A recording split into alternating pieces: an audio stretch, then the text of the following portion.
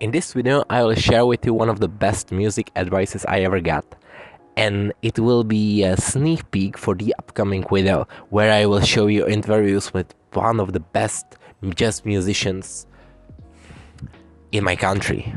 This is just a sneak peek where I will show you full 3-4 minutes long interview with amazing jazz musicians Skip Wilkins, and I think we don't have to talk more and just let's go for it.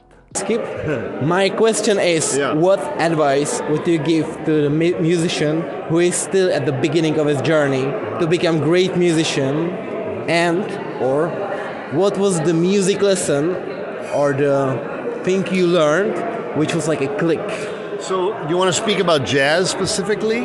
I would like to speak about music in general. Okay, well, the first thing you have to do is, in order to play any style well, is you have to get your instrument together. You have to get mechanically strong on the instrument. Mm-hmm. That means however you make that music, whether you do it here with a mouthpiece or with your fingers or on strings with a bow. The point is that you have to be willing to invest time.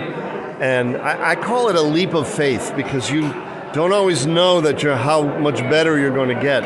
And you have to put the time in. You have to enjoy the journey in the process and be patient, because you might not experience the joy of improvement for a while. And often the teacher hears it before the student does. Yes. So the most important thing is if you can make that commitment. And that's the first part of what you have to do. And then style is what, it's not that it's all technique first, but you have to have a basic sound on your instrument. And you can get that through repertoire, so you can do that in classical music or jazz or folk music, but you have to have your instrument mechanics functioning, and then you can express it through repertoire, and that leads you into higher levels of repertoire. Regarding jazz, though, it's very specific, and it's the biggest challenge that beginners have here, especially, but also in America, is that if they want to play creative, improvised music, and they have to understand that it exists as a style, and the only way they're going to know that is if they listen to the style. Yes. If they don't, then it won't work. So if you really want to speak German, but you don't want to listen to it, then you'll say, "Ich hatte weil Bekümmernis in meinem Herzen." And that's what it sounds like. But "Ich hatte viel Bekümmernis in meinem Herzen." You have to hear someone speak the language before you have somehow you can get close to that. Right. So that's the way. So listening and listening to it, though, honestly, you can't really get better at jazz unless you like it. So if you like it, you'll listen to it. And if you listen to it, you'll begin acquiring the whole language.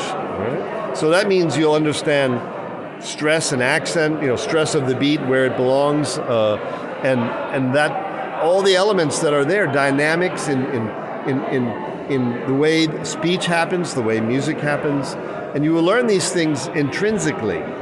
Then, when you apply higher level studies, you mix those two things together. So you have the listening and this set of music that you love to hear and that you listen to over and over again and sing along with it, sing along with the melody, sing along with solos until it's inside you. Then you study harmony so that you can apply the knowledge of what you're doing harmonically to the things you're listening to. But if you only do the theory, you might like that part, but you won't really learn to play jazz well. And if you only do the listening, you might miss some of the other elements. Of the two, though, listening is more important. More important than the theory.